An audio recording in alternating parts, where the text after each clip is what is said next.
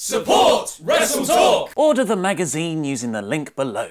A huge match made for Clash of Champions, a Daniel Bryan heel turn is further teased, and the Bludgeon brothers continue to be awesome. I am Luke Owen, filling in for a very sick Ollie Davis, and this is the 5th of December 2017 edition of Smackdown Live in about 4 minutes. In a nice change of pace, Kevin Owens and Sami Zayn opened this week's episode of Smackdown Live, furthering their feud with Shane McMahon and Randy Orton. Sami explained how he could interfere in last week's no DQ match between Owens and Orton when, oh my goodness, RKO from out of nowhere! This was a great spot and a brilliant opening segment that set up a match for later on, where Sami would take on Randy with Owens handcuffed to the ropes at ringside. Not only that, but Shane O'Mac announced Owens and Zayn would take on Randy Orton and multi-time champion Vacant at Clash of Champions. Aiden English told the live crowd that not only is every day Rusev Day, but we're now celebrating the 12 days of Rusev, which includes a tag team victory and a brand new Rusev Day t-shirt that got a big pop. Size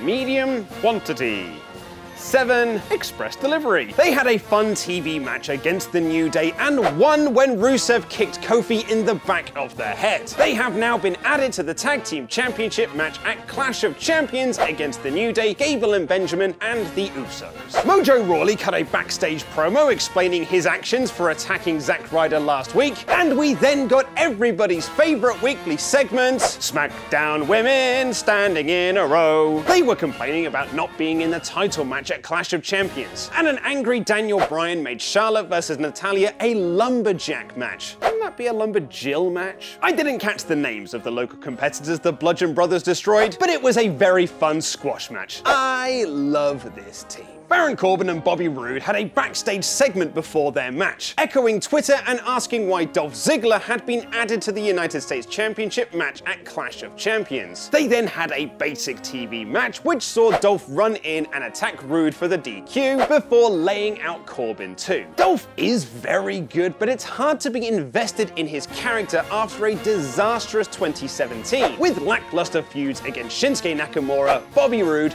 and Booby Roode. Natalya tried to recruit her former welcoming committee members in a 4 SmackDown Women Standing in a Row backstage segment when, wait a minute, 7 SmackDown Women Standing in a Row. This led to a bout between Charlotte and Tamina, which was more ad break than match. It wasn't very good either, with Tamina tapping to the figure 8 before it was fully applied. The Riot Squad then came out to cut a promo, which resulted in a small scuffle at ringside. It's amazing to look at this match card and realize there are only 2 baby faces on the SmackDown Women's roster, with Becky Lynch off shooting a movie. Owens and Zayn had a show-long story where they tried to get the handcuff stipulation overturned, but Daniel Bryan told them before the match that he sided with Shane McMahon in his decision. Sami and Orton had a fun match, but it wasn't a patch on the Orton-Owens match from last week. The finish saw Kev break free of the handcuffs and try to interfere, but Orton overcame the odds to pin Sami with a roller. After the match, Owens and Zayn beat down Orton before Shinsuke Nakamura ran down for the save,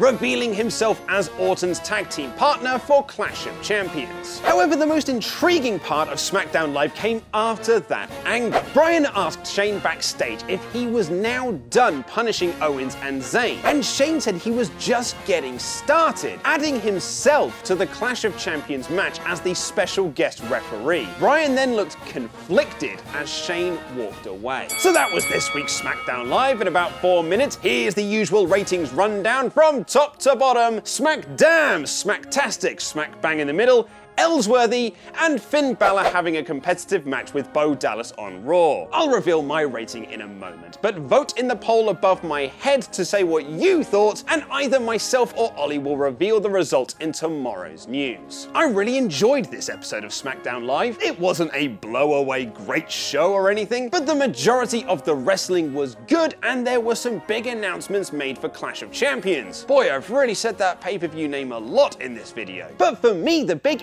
intrigue is in this McMahon, Owens, Zayn and Bryan angle. And with Shane now the special guest referee at Clash of Champions, just said it again, we could see a Bryan alliance with the best friends coming very soon. This week's SmackDown Live is smacktastic. But which SmackDown Live star was sent home? And get the latest on the woken Matt Hardy situation in WWE. Click the videos to the left to find out more, press subscribe and support WrestleTalk on Patreon. Order issue 1 of the magazine and download the Wrestle Ramble podcast. I have been Luke Owen, and that was wrestling.